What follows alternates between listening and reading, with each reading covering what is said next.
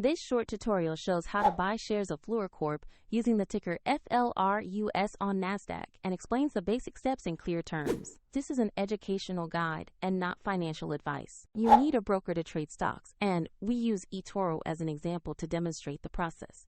After signing up, you must verify your account, usually with an ID, and add funds before you can buy. Use the platform search box and type the ticker FLRUS to locate Fluor Corp.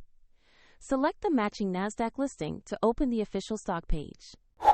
On the asset page, you will see concise company information and a price chart to review recent movement.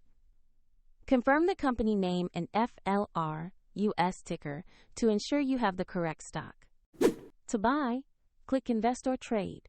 Enter the amount you want to invest, review the order details, and confirm the purchase. If the market is closed, the order may execute when trading reopens.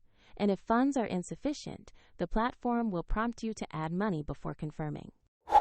After the trade completes, your new position will appear in your portfolio overview. A helpful link to eToro is available in the video description.